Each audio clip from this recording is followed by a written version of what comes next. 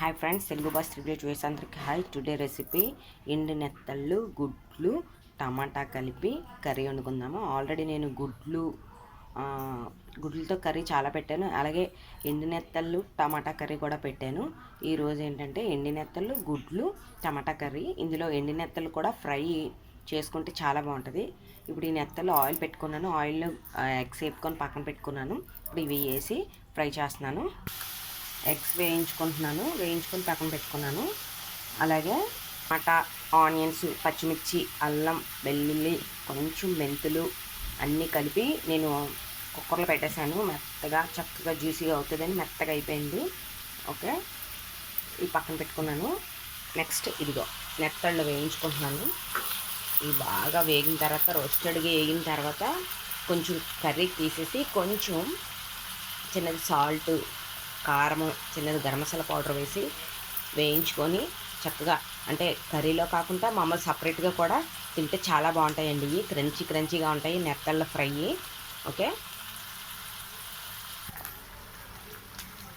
నెత్తళ్ళు ఎర్రగా వేయించుకోవాలండి. అవి బాగా ఎర్రగా వేయించుకుంటే చాలా బాగుంటుంది. అది కూడా కర్రీలోని ముందే వేసేయకూడదండి. ఆనియన్స్ వేయించుకొని పచ్చిమిర్చి వేసి వేయించుకున్న తర్వాత ఈ టమాటా చేసుకున్నాం కదా, టమాటాలో ఆల్రెడీ చెప్పాను కదా, పచ్చిమిర్చి, అల్లం, వెల్లుల్లి, మెంతులు, కొంచెం సాల్ట్, ఉల్లిపాయలు, పచ్చిమిర్చి అన్నీ వేసి ఉడకబెట్టేసుకున్నాను. అందులోనే మెంతులు కూడా వేసాను. అది వేసిన తర్వాత వేయించుకుని ఇవి నెత్తల్లో కర్రీ వండుకున్నప్పుడు ఎప్పుడైనా బాగా క్రంచీగా వేగిన తర్వాత కూర ఇంకా ఒక 10 మినిట్స్లో అవుతుంది అనుకోతికి నెత్తళ్ళు వేసేస్తే అప్పుడు కూర అయిపోతుంది కదా. 10 మినిట్స్ అయిపోయిన తర్వాత అది తింటే మెత్తగా కాకుండా తింటే క్రంచీగా కూరలో తగిలితే ఆ టేస్ట్ వేరుగా ఉంటుందండి. ఓకే, ఎర్రగా వేయించేసుకోవాలి. ఎప్పుడైనా సరే నెత్తళ్ళు వెంటనే కడిగకూడదండి. కొంచెం మన అన్నం వచ్చిన గంజి వేసైనా నానబెట్టైనా కడగచ్చు, లేదంటే కొంచెం వేడి నీళ్ళు వేసి నాననివ్వాలి. నానేస్తే మొత్తం అంతా వచ్చేస్తాయి, శుభ్రంగా క్లీన్ అయిపోతుంది. ఆ తర్వాత ఇలా ఇప్పుడు వెంటనే నెత్తలు ఇలా శుభ్రంగా కడిగేసామనుకోండి, వేగినప్పుడు ఆ క్రంచీనెస్ రాదు.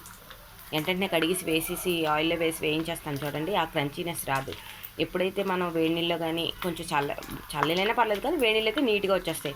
వేసి నానబెట్టి ఒక ½ అన్ అవర్ నానిన తర్వాత నీట్గా వాష్ చేసుకొని వేసాం అనుకోండి, ఆయిల్లో వెయ్యగానే మంచి క్రంచీ వస్తుంది. అంటే ఏగుతున్న కొద్దీ దానికి బాగా ఉంటుంది కదా నెత్తళ్ళు, దానివల్ల ఆయిల్ బాగా పట్టి క్రంచీగా కూరలోనైనా దేంట్లోనైనా క్రంచీగా ఉంటుంది. నెక్స్ట్ ఫ్రై కూడా అలాగే చేసుకోవాలి. అందుకే నేను చెప్పింది ఏంటంటే, స్మాల్ టిప్ ఏంటంటే, నెత్తళ్ళు ఎప్పుడైనా వెంటనే కడిగేసి వేసేయకూడదు. కొంచెంసేపు ఒక ½ అన్ అవర్, పావు గంట సేపు నాననిచ్చి శుభ్రం క్లీన్ చేసుకొని వేసుకుంటే క్రంచీగా ఎగుతాయి. ఇలా ఎర్రగా వేయించుకోవాలి. ఎర్రగా వేయించుకుంటేనే చాలా బాగుంటుంది కర్రీ. ఓకే, ఇంతకుముందు నేను ఛానల్లో పెట్టాను ఎండు నెత్తళ్ళు టమాటా కర్రీ, కానీ ఎగ్తో కలిపి ఈరోజు ఛానల్లో పెడుతున్నాను. గుడ్లు, నెత్తళ్ళు, టమాటా కర్రీ. ఓకే, బాగా వేగుతున్నాయండి. నెత్తళ్ళు వాష్ చేసుకుంటే, అది నెత్తళ్ళు ఎప్పుడైనా సరే ఒక ½ అన్ అవర్, పావు గంట సేపు నానబెట్టి కడిగేసి అప్పుడు వేసుకుంటే మంచి క్రంచీగా ఎగుతాయి. వెంటనే కడిగేసేస్తే ఏగదు. ఇది మాత్రం గుర్తుంచుకోండి, ఈ టిప్పు. ఇంకోటి ఏంటంటే, నెత్తళ్ళు ఎప్పుడు హై ఫ్లేమ్లోనే వేపాలండి. లో ఫ్లేమ్లో పెట్టి వేపితే ఆయిల్ పీల్చేసి అది ఏగదు, పచ్చిగా ఉండిపోతుంది.